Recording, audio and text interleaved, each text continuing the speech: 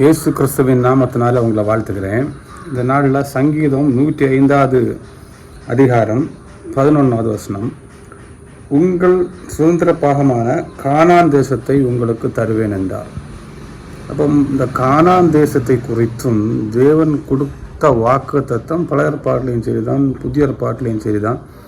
தேவன் கொடுத்த வாக்கு தத்தத்தை குறித்து தான் நான் இன்றைக்கி பேச விரும்புகிறேன். ஒரே ஒரு வாக்கு தத்தம் தான் அவர் கொடுத்துருக்கிறாரு. பழைய ஏற்பாட்டு காலத்தில் அடிமைத்தனமாக இருந்த எகிப்து தேசத்தில் இருந்த இஸ்ரேல் ஜனங்களை கானான் தேசத்துக்கு கொண்டு போவது தான் அவர் சொல்லுகிற ஒரு வாக்கு தத்தம். புதிய ஏற்பாட்டில் வந்தீங்கன்னா யோவானில் 3ஆம் யோவானில் கொடுத்துருக்கு, நித்திய ஜீவனை அளிப்பேன் என்பதை நான் உங்களுக்கு கொடுக்குற வாக்கு தத்தம். இந்த ரெண்டும் பார்த்தீங்கன்னா அடிமைத்தனமான எகிப்து இருந்தது, இன்னொன்று நித்திய ஜீவனுக்குள்ள பிரவேசிக்கிறது. அப்போ பழைய ஏற்பாடு இது எல்லாமே புதிய ஏற்பாட்டில் நிழலாக இருக்கிறதுன்னு அதில் தெளிவாக சொல்லியிருக்கு. புதிய ஏற்பாட்டுக்கு நிழலாக இருக்கிறது, ஷேடோஸ். அப்போ இந்த காலகட்டத்தில் நம்ம அநேக வசனங்கள் கேட்குறோம், அநேக காரியங்கள் கேட்குறோம். இயேசு கிறிஸ்து ஒரு விடுதலையை கொடுக்குறவராகவும் அற்புதங்கள் அடையாளம் செய்கிறவர்களாகவும் அதுக்காக தான் இந்த உலகத்தில் வந்தார். அந்த மாதிரி நிறைய மெசேஜஸ் கேட்குறோம்.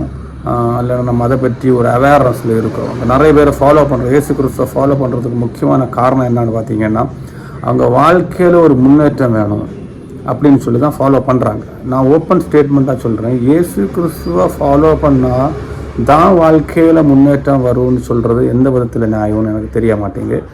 ஏன்னா இயேசு கிறிஸ்துவை ஃபாலோ பண்ணாதவங்களும் இயேசு கிறிஸ்துவை அறிந்து கொள்ளாதவர்களும் இந்த வாழ்க்கையில் சந்தோஷமாக உயர்ந்த இடத்துல தான் இருக்கிறாங்க. கஷ்டத்தின் மத்தியில் இருக்கிறவங்க கொஞ்சம் எஃபர்ட் கொடுக்குற நேரம் மேலே வர்றாங்க. அதுக்கு இயேசு கிறிஸ்துவிட்ட தான் வரணும்னு கிடையாது. பைபிளில் ஒரு இடத்துலையும் சொல்லிட்டு இல்லை.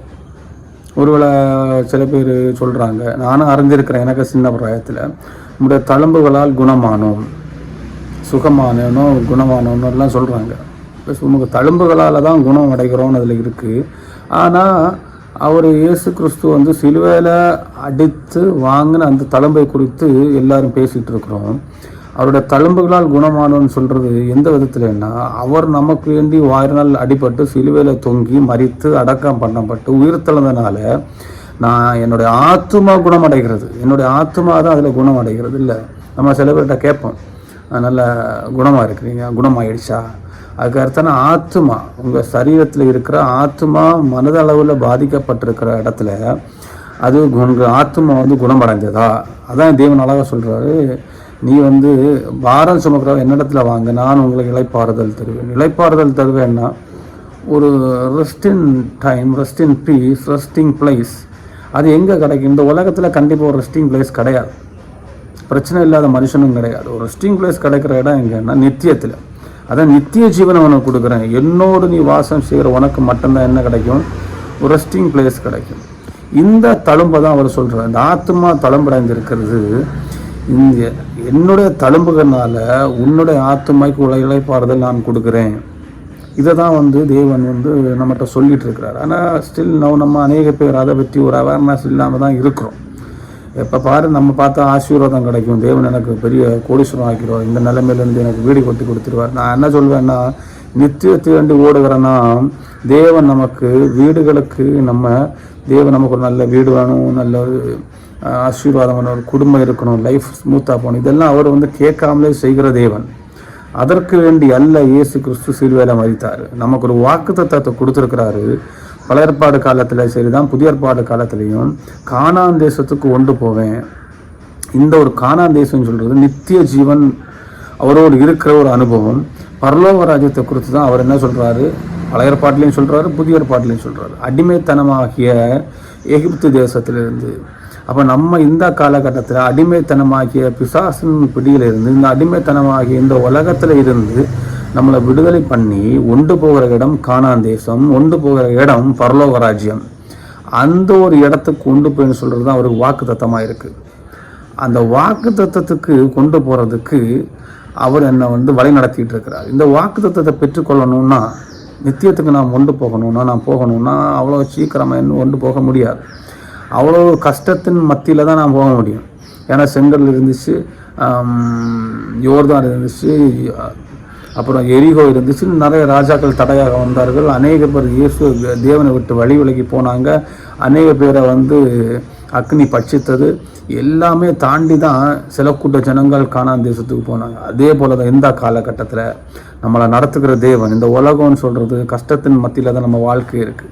ஆனால் இந்த கஷ்டத்தின் மத்தியிலும் தேவனை முருக பிடிச்சிருக்கிறவங்களுக்கு தான் கானான் தேசம் கொடுக்கப்பட்டது. அதுபோல் வசனத்தை முழுமையாக பிடித்து அதை பிடித்து நடந்து கொண்டிருப்பார்கள். வசனத்தை அறிந்து தேவனுடைய சத்தத்தை கேட்டு அவரோடு இசைந்து நடந்து பழகி கொண்டவர்களுக்கு மட்டும்தான் கானான் தேசத்தில் அன்னைக்கு போக முடிஞ்சது. அதுபோல் இந்த காலகட்டத்தில் நித்திய ஜீவனுக்குள்ளாடி நாம் பிரவேசிக்கணும்னா இயேசு கிறிஸ்துவின் கட்டளைகளை நான் அறிந்து அதன்படியாக ஜீவித்து பழகி கொள்ள வேண்டும். நித்திய ஜீவனை அறிந்தால் மட்டும் போதாது.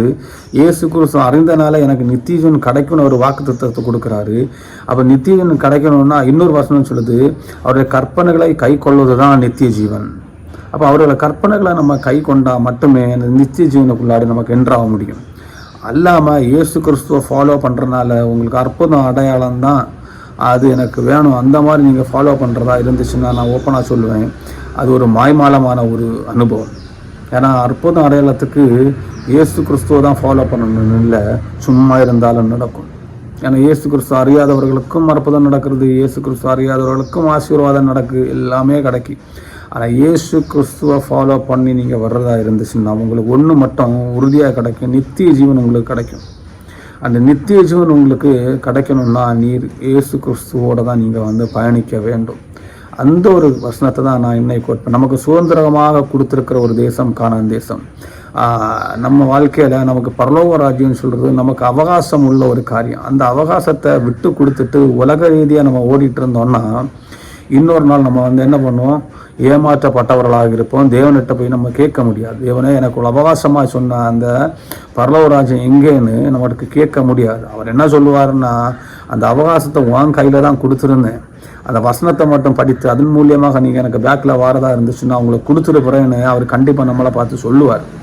அதனால் இந்த நாட்களில் ரொம்ப கவனமாக வசனத்தை ஹேண்டில் பண்ணுங்கள்.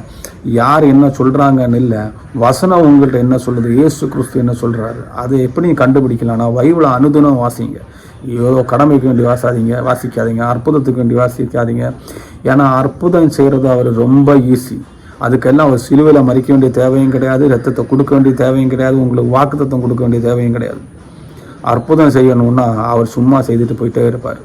பழைய ஏற்பாடு காலத்திலையும் செய்திருக்கிறாரு, புதிய ஏற்பாடு காலத்திலையும் மரித்தவனே உயிரோடு எழுப்பின தேவன்.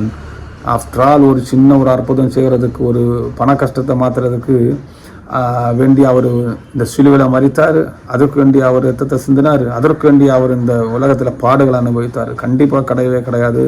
வஞ்சிக்கப்படாமல் இருங்கள். நம்ம என்ன சபைக்கு போகிறோம், என்ன மாதிரி ஆளுநர் பழக்கம் வைத்திருக்கிறோம் என்று அல்ல. ஒருவேளை நீங்கள் பழக்கம் வைத்திருக்கிற பரிசுத்தவான்களோடு இருக்கலாம், அல்ல தேவன் அறிந்தவர்களோடு இருக்கலாம், பாஸ்டர்ஸோடு இருக்கலாம், சபையில் மூப்பர்களோடு இருக்கலாம்.